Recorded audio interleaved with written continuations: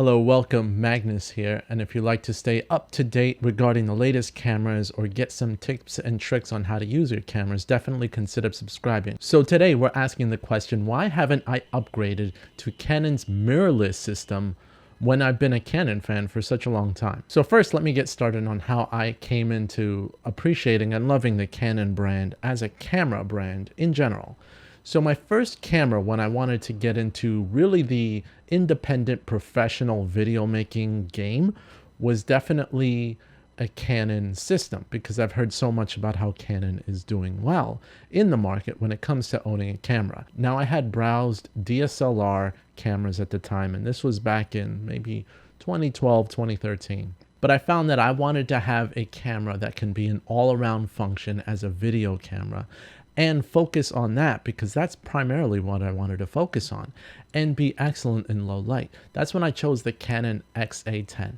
The XA10 was $2,000 and I got it close to when it was released, and it was an excellent all-around little system. It had 64 gigabytes of memory internal, and it also supported 2 SD card slots in the camera system itself. The sensor inside was a pretty small sensor, but basically did an outstanding job, and the lens that was, you couldn't change it on it, but had a pretty far reach when it came to video creation, which I thought was cool. And I was still able to get background blur if and only if I would zoom in all the way in and back up from my subject a lot. Then I would be able to get that background blur, which was what I was looking for.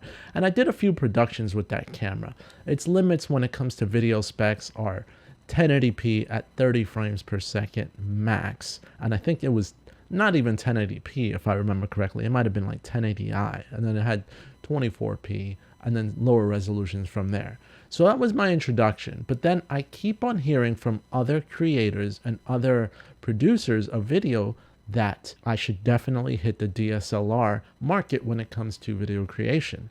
So I started looking into what would be affordable, and Canon got me with the 6D, the original EOS 6D. That camera was a full frame camera, which at the time I didn't know what the significance of full frame would be, but that full frame camera definitely caught my attention. So I bought a 70 to 300 millimeter lens, 3.5 to like 5.6, which wasn't that great. It had image stabilization, but I didn't know what lenses would do when it comes to shots. And when I got that lens and I put it on that camera, sure, I was zoomed in a lot for anything I wanted to film, but it was stunning. The video that I was able to get was pretty impressive for me, and I knew I needed something wider, so I ended up getting a 35 millimeter f2.0 lens, also image stabilized. And with those two lenses, I was pleased and sold on Canon's color science, sold on Canon cameras in general. And I just loved it. It was real easy to use and practical. And then when I installed the Magic Lantern software onto the 6D and made it a more powerful video camera, I was off to the races. So that's two Canon cameras, but I would always see 5D Mark III videos and 5D Mark III specs, and I was always jealous that, man, maybe I didn't get the absolute best in the game, and I wanted to wait for the 5D Mark IV. Also, I was excited that I had heard the 80D was having dual pixel autofocus in that system, and I wanted a camera with dual pixel autofocus for video, which I was not getting with the 6D.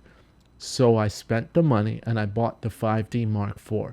5D Mark IV, excellent camera for video back in 2016, though it had a few glaring flaws when I bought it. It had the motion JPEG in the 4K footage. It had the crop, the 1.7 times crop in the 4K footage.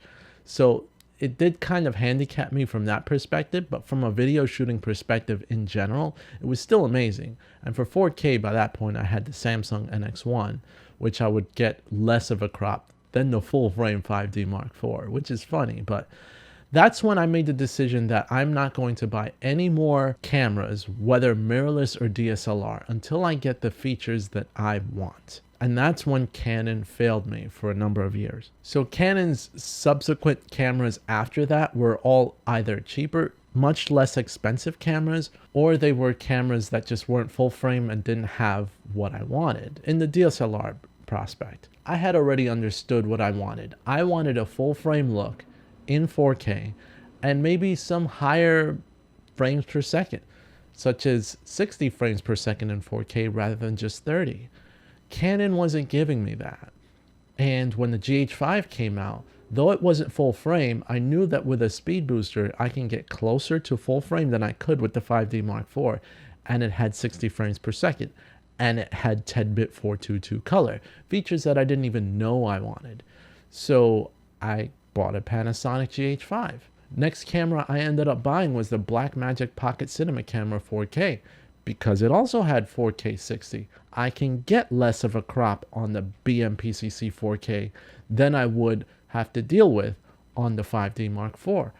It did 60 frames per second, but it also did raw video, which was something I didn't have. So all these features were coming out, and I was hoping that Canon could sell me on a camera, which it wasn't doing, but Sony wasn't doing it either, because a lot of their cameras bit rate were still 100 megabits per second. It still only did 30 frames per second. I think Panasonic was doing a better job at really pushing the mirrorless market and getting video specific features that I wanted in a compact camera. But I was never a fan of their autofocus. So moving on, next thing you know, Canon starts to come out with their mirrorless full frame lineup, the EOS-R and the RP. But both of those cameras failed me. Why? Well, because the EOS-R had almost exactly the same features that the 5D Mark IV had. Sure, it added flip screen, it added an LCD panel on the top that you can actually see your settings versus the antiquated screen that we have on the 5D Mark IV, and the fact that it had digital image stabilization and you didn't have to deal with that MJPEG codec. Fine. But when it came to actually recording and anything advanced in the files or the image that I was getting, I can still do pretty well with the 5D Mark IV. When comparing the difference between data rates, 5D Mark IV was 500 megabits per second in their 4K files. The EOS-R was 480 megabits per second in their 4K files, and that's at the all-eye compression. So it was pretty close from a data standpoint, though you could lower that in other formats. The data compression was still pretty high, though obviously the image was better compressed in the EOS-R. But again, I'm still getting the same crop. I'm still getting a very similar image. So it wasn't enough to sell me. And that's really why it didn't sell me. So then I thought, okay, the EOS-RP, maybe that could be a much more affordable full frame camera that could at least hold me over. And it didn't because of one thing. And I knew that because it was more affordable, the features would be a bit sacrificed, but to have a backup camera that could replace my 6D, I wanted it to be the RP. But then the batteries in the EOS-RP is what killed it for me. I wanted longer lasting batteries. I wanted batteries that can actually be used interchangeably between the 5D and the RP, and that's not what I got. So Canon once again failed me. The RP could have potentially been a great secondary camera, but it wasn't. But look into the future. After all of those years of Canon not really impressing the market, and me specifically as well, they've got the EOS-R5 and the EOS-R6. Now, my eyes are on the EOS-R5 specifically because Canon pulled out all the stops in this future camera. And I wanted to make sure that I buy a camera and I don't feel, well, I could have had something better if I forked over a little bit more. No, I want to start with the best and go from there. And in that case, I'm going to sacrifice some of my other cameras that are no longer able to compete with the R5. I'm going to test it first, but then I think I'm going to end up picking it up and replacing my GH5, which at this point has been completely replaced. The R5 has a flip screen like GH5. The R5 has in-body image stabilization like the GH5. The R5 will have excellent 4K, far surpassing the GH5. GH5 had the advantage when it had 4K at 60. Now I've got the Blackmagic that does 4K at 60, and I'll have the R5 that does 4K at 120 frames per second. There's almost no point for me to keep the GH5 at this point if I'm going to get the R5 completely replaced. So Canon has won me back, and that's why it's taken me so many years to adopt the Canon life once again. So yes, I am not camera brand specific. I'm camera agnostic. I'll get whatever works for me. but I think Canon has actually done a great job at winning me back and wanting and being excited for a Canon camera. What do you guys think? Are you guys excited for the new Canon EOS R5? I've asked you that a lot, but definitely, do you think it's worth replacing one of your cameras with this new and up-and-coming camera from Canon? I definitely do, but let me know what you think. Also, special announcement, I will be live streaming the Canon R5 official announcement on July 9th at 8 a.m. Eastern Standard Time. I definitely want to experience that with you guys. It's going to start at 8 a.m. Eastern Standard Time, specifically the broadcast, but I'll be live from like 7:30 a.m. Eastern Standard Time. That way we can kind of all get together, have a quick conversation about the excitement before we're actually watching the announcement, where I might be silent most of the time. I don't even know.